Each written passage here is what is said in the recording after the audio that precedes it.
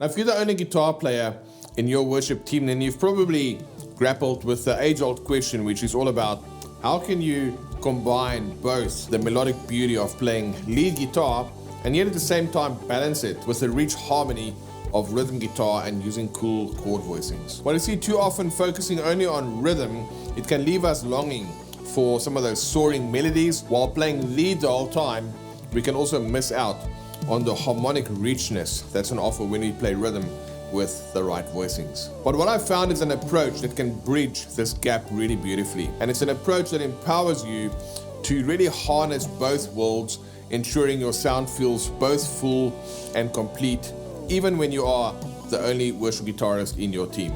So stay tuned and I'll show you how to use this technique and elevate your worship guitar skills, making your playing both melodically engaging and harmonically rich. So what are we gonna do now? I'm gonna go ahead, I'm gonna show you how I'm combining rhythm and lead in some parts, along with altering my picking patterns that will make space for those melodies. So let me go ahead right now, play it for you so you can see and hear it in action, and then afterwards we'll come right back and break it down note for note.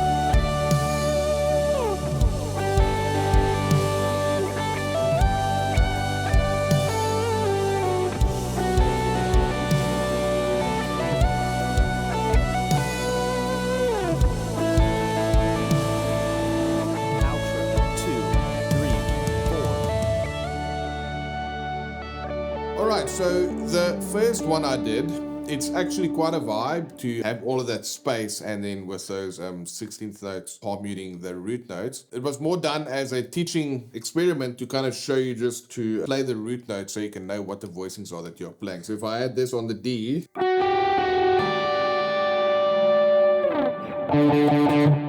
then I can go there and play the root note D. Then it just kind of puts one and one together in your mind to show you that this is our D sus4. Our next chord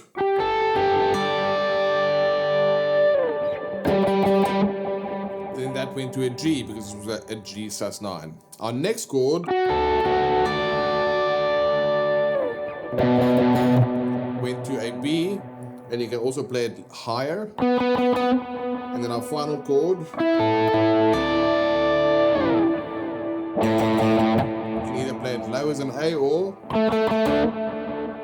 play it higher. That just kind of gives you two things. It gives you the ability to play a chord and then to let go of that chord and go and do something else, which is what you're going to need for the next part. And then at the same time, you can kind of just in your mind orient yourself with what you are playing by putting that root note together. Now, in order to do that, I had to change my rhythmic pattern. In the video that we did last week, I started picking on one. So we had this rhythm.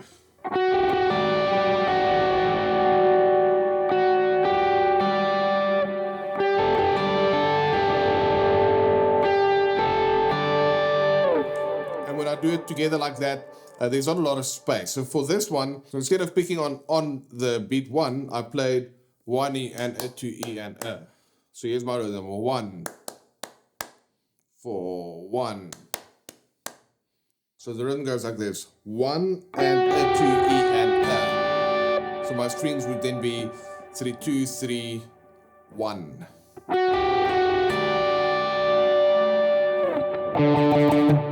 And then I just let it ring for a long time. I'm giving it space because I'm not playing like a typical rhythm starting on 1. It's slightly off-kilter sounding rhythm, which creates a lot of rhythmic interest. Then I let it ring, and then on and a 3E, and a 3E, I go ahead and put those low stabs together. So that basically is it. I've got the rhythm, 1, 1, 2, and a 3E, and a 4E, and a 1, 1, 2, and a 3E, and a 4E, and a 1. and a 3 here, and a 4 here, and a 1.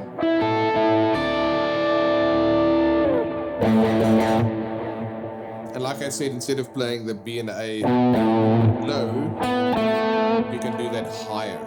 So that's a kind of a nice vibe. As you can see, my bars are quite long. I've got 2 bars and I'm playing a 16/3 rhythm, which means I've got 32 options that I can play in terms of notes, but I actually choose to only play 8 notes, 4 notes per bar, within that span of 32 notes at my disposal.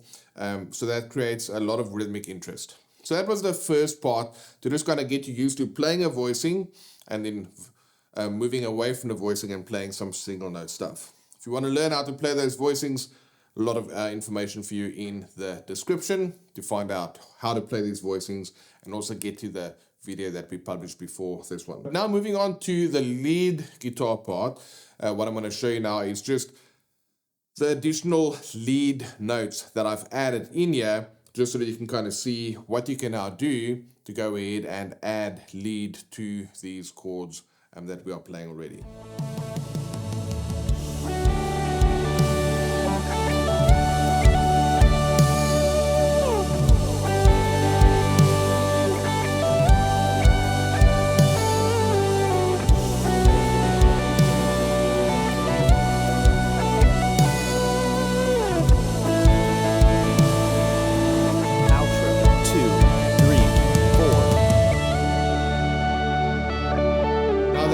Pattern we had in the beginning, that 3-2-3-1.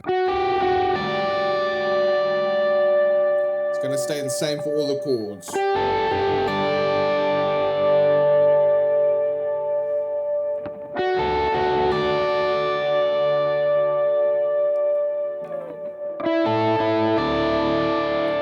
then I'm going to add in lead now.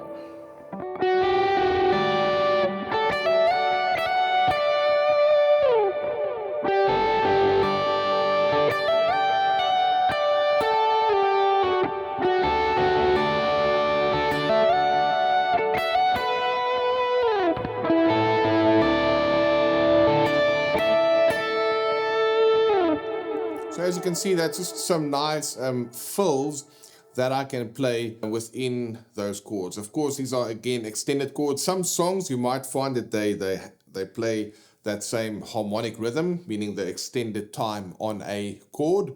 But if you don't have that, these are cool fills that you can use. What I want to show you that I'm doing here is most of this is based around chord tones. So we do a lot about teaching at our Worship Guitar Skills Academy around chord tones, because it literally shows you the notes that you need to play.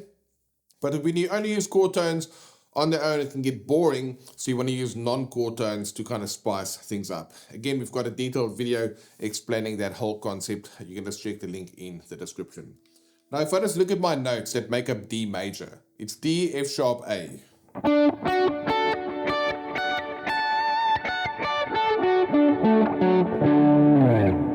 That's a D major arpeggio. Those are the notes that make up D. If you happen to play D over here, you're playing the same notes. D, F sharp, A, D.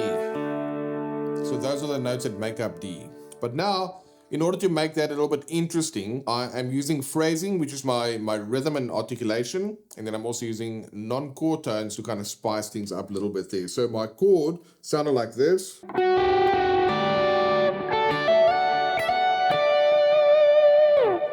And that was the fill that I'm playing over there.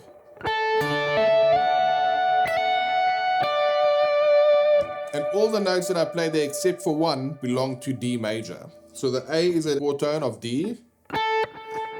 The D is a chord tone. Then I hammer onto the E, which is not a chord tone. And I slide into a D that is a chord tone. I mean the F sharp, that is a chord tone of the D. I play that twice. And then I end it on a D with some vibrato.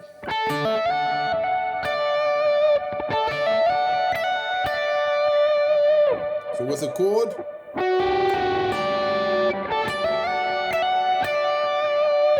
Then my next chord.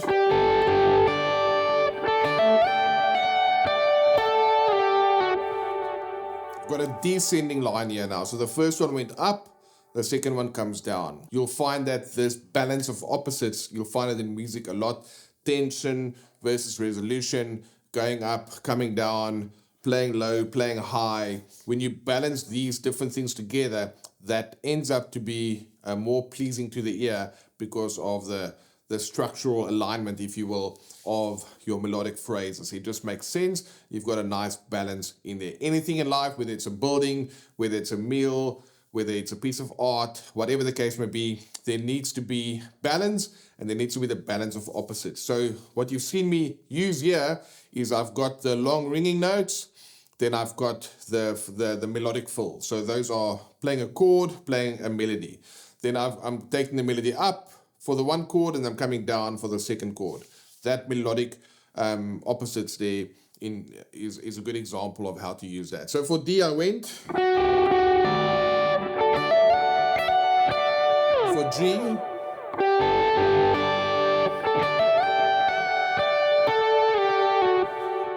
right, so let's break that down. Again, in the same way, I'm focusing around chord tones for the most part. So G major,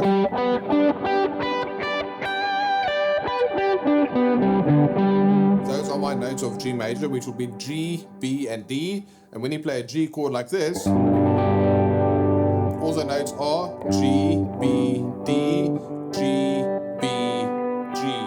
Slight variation there, but G, B, D, those three notes make up G major. So what I had here is I started on my A. This is not a chord tone, but it's of my altered voicing there. And not altered as in jazz, but as in just instead of playing a triad, I'm doing it like this. But now I can't start into the F sharp. I need to go ahead and slide into the G. Because remember, we are in G. So I'm playing A on the B string, then F sharp, which is a non-chord tone, D, which is a chord tone, A, which is a non-chord tone, G, which is a chord tone, F sharp, which is a non-chord tone.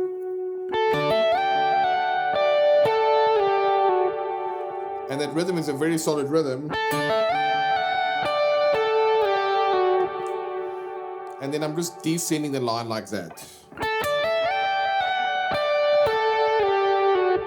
which is a nice mix of chord tones and non-chord tones. Again, the tabs are available for you in the description together with the backing track if you want to go ahead and grab those. And that was what I played over the G chords. If I combine those together,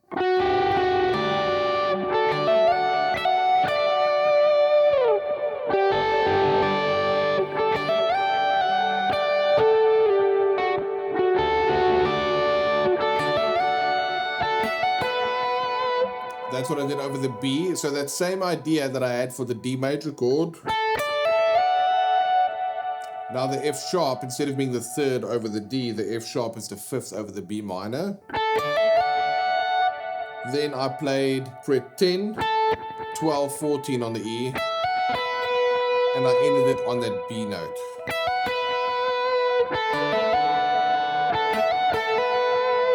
So, and then my final one,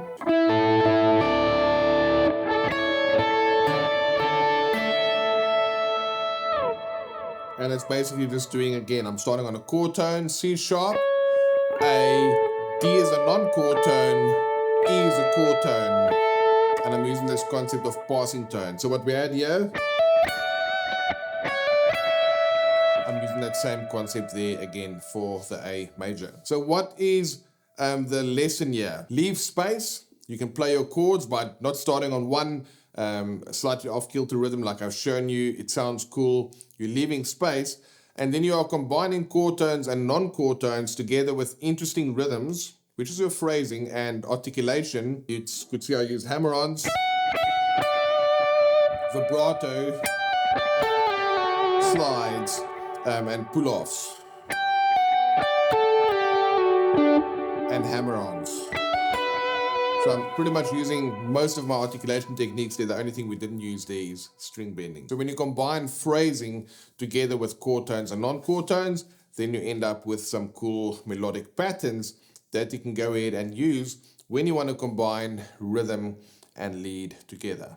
So like I said, if you want to get the tabs to actually see exactly what I played, what the rhythms were, together with the backing track, that you can go ahead and jam this together with the track on your own. We can check the link in the description and go ahead and grab that. If you haven't seen the first part in this video series where I break down the voicings that I'm using, you can go ahead and find it by checking the link right here.